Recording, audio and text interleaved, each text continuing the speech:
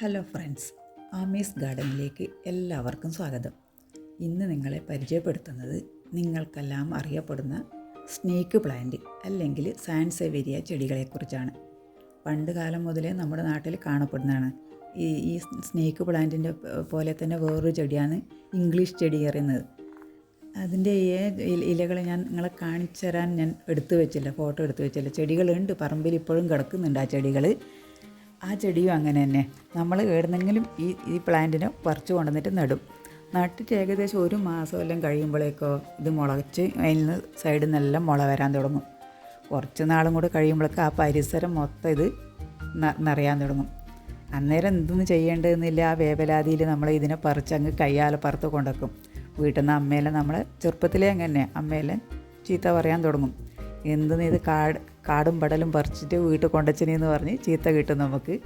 അപ്പോൾ വീട്ടിൽ നിന്ന് മുതിർന്നവർ തന്നെ ഇതിനെ പറിച്ച് അങ്ങ് കയ്യാലപ്പുറത്ത് കൊണ്ടുവെക്കും. പിന്നെ കുറേ അത് കയ്യാലേര അപ്പുറത്തേക്ക് വളരും, കുറേ ഇപ്പുറത്തേക്ക് വളരും. എങ്ങനെയെങ്കിലും ഇതിനെ നശിപ്പിക്കണം എന്നുള്ള ചിന്തയാണ് പിന്നെ ഉണ്ടാവല്ലത്. അപ്പം അങ്ങനെ ഇത് നശിച്ചു പോകാത്തൊരു ചെടിയാണിത്. അതിൻ്റെ ഒരു ചെറിയൊരു വേരുണ്ടായാലും മതി, വീണ്ടും അതിൽ നിന്ന് മഴയെല്ലാം വരുമ്പോൾ അത് പൊട്ടിത്തെഴുത്ത് തളിർത്ത് കൊണ്ടേയിരിക്കും. കാലം പോയൊരു പോക്ക് നോക്കിയേ. ഇന്ന് ഈ ചെടിയുടെ ഒരു ഭാഗ്യം കാണുന്നില്ലേ? ബെഡ്റൂമിലും ഹാളിലും ഒക്കെയാണ് ഈ ചെടിയുടെ സ്ഥാനം ഇന്ന്. എയർ പ്യൂരിഫയിങ് പ്ലാന്റിൽ ഒന്നാമതാണ് സ്നേക്ക് പ്ലാന്റ്. ഇപ്പോൾ ഇതിൻ്റെ ഇലകളൊക്കെ തുടച്ച് കൊടുത്താൽ നല്ല ഭംഗിയായിട്ട് നിൽക്കും. ഇത് കുറേ ഇങ്ങനെ പൊടി പിടിച്ച ഇലകളെല്ലാം നമ്മൾ തുടച്ചെല്ലാം വൃത്തിയാക്കി വെച്ചാൽ നല്ല ഭംഗിയാണ് ഇത് കാണാൻ വേണ്ടിയിട്ട്.